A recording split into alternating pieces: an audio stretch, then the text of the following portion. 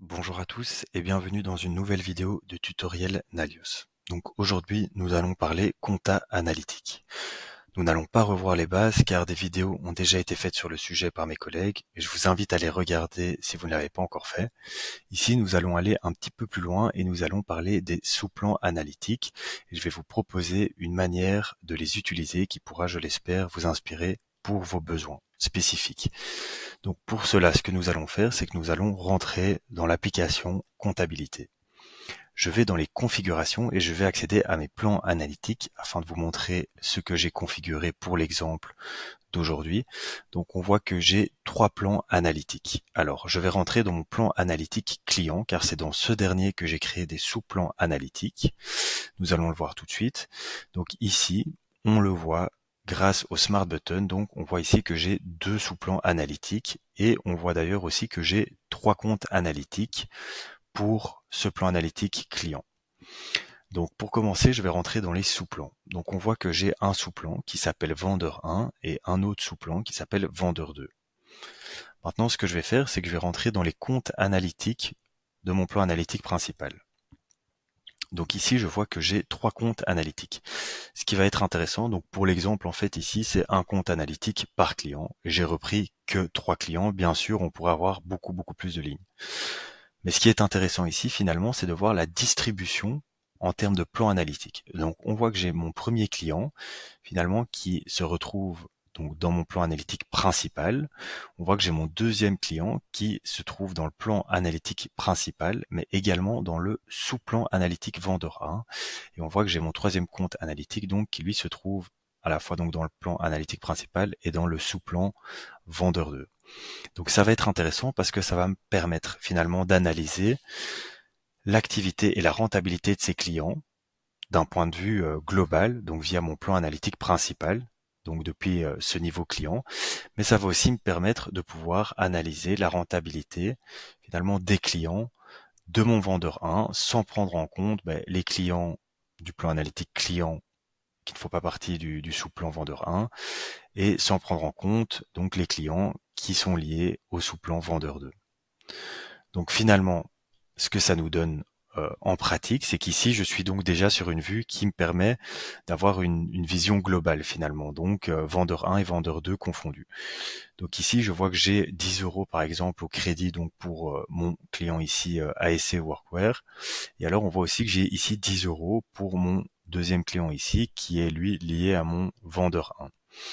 Donc on voit que Odoo me calcule donc de manière standard mes totaux, ce qui va être très intéressant donc surtout quand j'aurai plus de lignes et plus aussi de revenus et de données en termes de chiffres. Donc ça me permet d'avoir une vision globale à ce niveau-là. Maintenant, ce que je vais peut-être aussi vouloir faire, c'est avoir une vue donc sur la rentabilité des clients de mon vendeur 1. Donc pour cela, ce que je vais faire, c'est que je vais accéder à mes sous-plans. Et une fois que je suis sur mes sous-plans, je choisis le sous-plan qui m'intéresse. Et donc forcément ici, on voit que j'ai plus qu'un compte analytique car j'avais bien qu'un seul client qui était lié à mon sous-plan vendeur 1. Et on voit ici que je vais aussi pouvoir profiter donc du fait que Odoo me calcule les totaux, mais cette fois-ci uniquement pour les clients de mon vendeur 1, ce qui me permettra de suivre la rentabilité des clients de chacun de mes vendeurs de manière dissociée, tout en m'offrant la possibilité d'avoir une analyse complète de mon entreprise. Alors j'en profite donc ici pour vous faire un petit exemple à travers un devis. Comme ça, vous voyez ce que ça donne au niveau du devis. Donc pour cela, je vais dans mon application vente, je vais faire un nouveau devis. Vous voyez, je vais choisir ici un de mes clients. On voit que j'en ai beaucoup plus que 3 finalement. Je vais choisir un client pour lequel j'ai déjà un compte analytique créé. Donc on va prendre le deuxième par exemple. Et alors je vais venir lui mettre un produit, peu importe lequel, voilà, avec on va dire à nouveau 10 euros. Et donc on voit ici que j'ai mon champ distribution analytique que je vais pouvoir compléter. Donc on avait un plan analytique projet dont je n'ai pas parlé dans la vidéo et qui n'est pas pertinent, donc je ne vais pas le renseigner. Mais alors j'ai ici mon plan analytique client. Donc ce qui est pas mal, c'est que ici, finalement, je vais juste avoir besoin de renseigner mon client.